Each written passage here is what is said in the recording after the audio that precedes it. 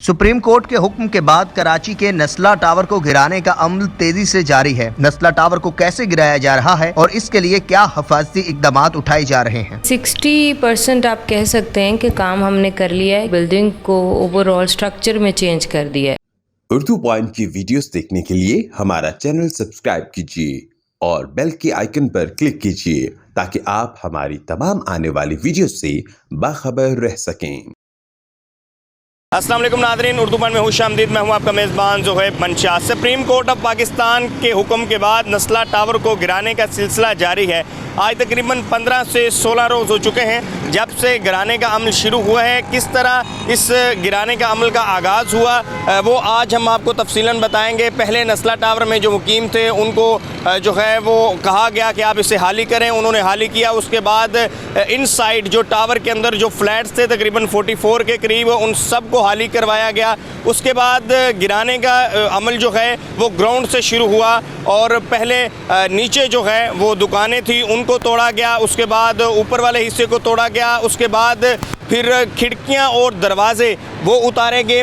उसके बाद फिर हैवी मशीनरी को छत के ऊपर चढ़ाया गया और फिर हैवी मशीनरी ने और ज़्यादातर इनफरादी क़ुव्वत के साथ इस नस्ला टावर को गिराने का अमल शुरू हो गया और फिर ये काफ़ी तेज़ी के साथ अमल हुआ। अभी आप इस नस्ला टावर को देख रहे हैं कि इसका सिर्फ आपको ढांचा जो है वो नज़र आ रहा है। इवन के इसके जो सरिये हैं वो भी वाज़े तौर पर अब बाहर आ चुके हैं। तमाम कमरे और तकरीबन तमाम कमरों के छत और इनके फर्श सारे टूट चुके हैं। अब ये सिर्फ एक ढांचा है।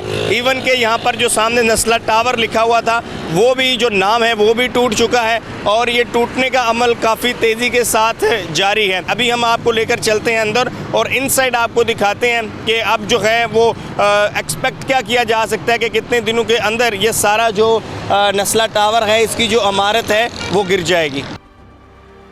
अगर आपको नस्ला टावर के बारे में बताएं तो ये मेन शाहरा फैसल पर वाक़ है। आपने शाहरा फैसल से गुजरते हुए यकीनन देखा होगा। नस्ला टावर तकरीबन 15 से 16 मंजिलों पर मुश्तमिल और तकरीबन 44 के करीब इसमें फ़्लैट्स थे, लेकिन अब ये सारे के सारे फ़्लैट्स तकरीबन डिमोलिश हो चुके हैं। ये बैक साइड है जो आपको नस्ला की नज़र आ रही है। फ्रंट साइड शाहरा फैसल की साइड से आपको नज़र आएगी। बैक साइड से भी आप देखें तो इसमें जो दीवारें वगैरह वो सारी तोड़ी जा चुकी हैं। सरिया वाज़े तौर पर नज़र आ रहा है और एक प्रॉपर तेज़ी के साथ हमें काम जो है यहाँ दिखाई दे रहा है। ज़्यादातर मैन पावर का इस्तेमाल किया जा रहा है, मशीनरी का जो है वो बहुत मिनिमम इस्तेमाल किया जा रहा है। असिस्टेंट कमिश्नर फ़िरोज़ाबाद मैडम आसमा की सरबराही में नस्ला को गिराने का अमल जारी है। अभी उनके पास चलते हैं और उनसे जानते हैं कि मज़ीद कितने दिन लगेंगे नस्ला की इमारत को मुकम्मल गिरने में और अब तक जो काम है वो कितनी तेज़ी के साथ किया जा रहा है।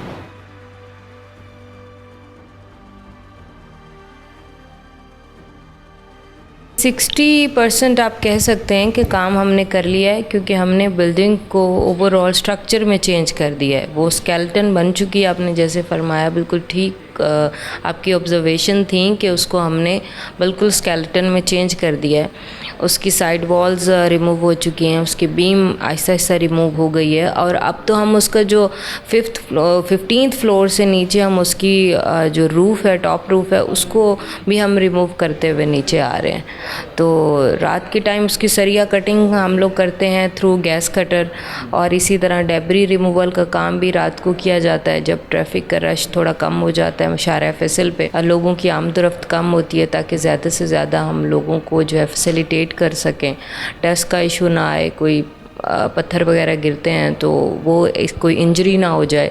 तो इन सारी चीज़ों को मद्देनज़र रखते हुए हम लोगों की कोशिश ये होती है कि मैक्सिमम हमारा जो काम है वो रात को हो और दिन के टाइम हम जो कि हमारी बहुत ज़रूरी जो एक्टिविटीज़ हैं उनको हम करते हैं। अभी हमने देखा है कि ज़्यादातर जो है वो मैन पावर का इस्तेमाल किया जा रहा है, मशीनरी का थोड़ा कम इस्तेमाल किया जा रहा है। तो क्या इसी तरह मैन पावर के इन्हिसार रहेगा या फिर आगे मशीनरी को भी बढ़ाया जाएगा? 26 नवंबर को बल्कि हमने जो है वो एक हैवी मशीनरी को रूफ टॉप पे लैंड किया था और उसके ज़रिए से जो है वो काम किया जाना था, बट ये जो सिंध बिल्डिंग कंट्रोल अथॉरिटी की टीम है वो वहाँ पे हर वक्त मौजूद रहती है, जो कि इस ओवरऑल डिमोलिशन एक्टिविटी को टेक्निकल ग्राउंड्स पे मॉनिटर कर रही है। तो उनकी कुछ रिजर्वेशंस थी। उनका कहना ये था कि अगर हम ये 16 टन हैवी मशीनरी को डिप्लॉय करते हैं और ऑपरेट करते हैं इसके रूफ टॉप पे, तो उससे उसकी शॉक वेव से बिल्डिंग के पिलर्स जो है वीक होने का ख़तरा है। तो इसलिए अभी इसके ऊपर मशीनरी को इस्तेमाल नहीं किया जाए, पहले बिल्डिंग का लोड कम किया जाए, उसके बाद मशीनरी को हम ऑपरेट करेंगे। तो फिर हमने for the time being machinery के इस्तेमाल को पोस्टपोन कर दिया और मैनुअल पावर को हमने बढ़ा दिया, जैसे कि सुप्रीम कोर्ट ने भी ऑर्डर किया कि आप इसको डबल कर दें। अगर आपके पास 200 मज़दूर काम कर रहे हैं तो आप इसको 400 कर दें। हमने उसको 400 क्या, हमने 450 500 तक भी ले जाते हैं। 3 शिफ्ट्स में हमारे पास मज़दूर काम करते हैं और इस तरह से हम उसको स्पीडली जो है, आपने देखा है कि बड़ी स्पीड से काम जारी है। फर्दर ये कि जैसे ही ये जो टॉप फ्लोर्स हैं इसके वो कटना शुरू हो जाएंगे, जैसे कि आपने देखा कि वो हो चुके हैं, 15वीं 16वीं मंजिल को हम कटिंग उसकी कर रहे हैं। जैसे ही वो हम 10th तक आएंगे तो मशीनरी हम एक्सकेवेटर्स लगा देंगे वो चारों तरफ, तो उससे जल्दी से डेमोलेशन का काम हो जाएगा इंशाल्लाह। लेबर तबका लगा हुआ है, उनका कोई सेफ्टी का खास ख्याल नहीं रखा गया। 1-2 वीडियो भी सोशल मीडिया पर वायरल है, तो उनकी सेफ्टी के हवाले से आप कोई इकदाम कर रही हैं? ऐसा बिल्कुल भी नहीं है। इसकी मैं अपनी इस पॉइंट ऑफ व्यू को इंडोर्स इस तरह से करूँगी कि अल्हम्दुलिल्लाह आज 2 हफ्ते हो चुके हैं हमारे ऑपरेशन को और किसी को कोई इंजरी नहीं हुई है।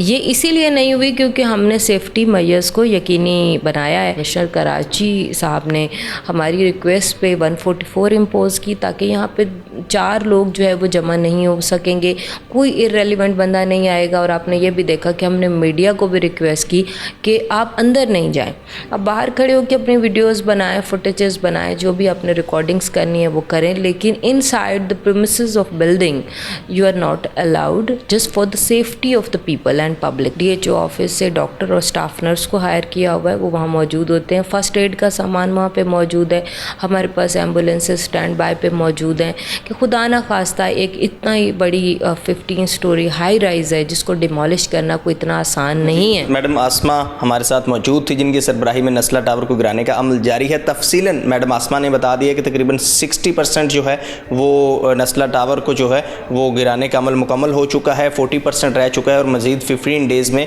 मुकम्मल तौर पर इसको डिमोलिश कर दिया जाएगा। अपने मेज़बान जो है मंशा को इजाज़त दीजिए। अल्लाह हाफिज़।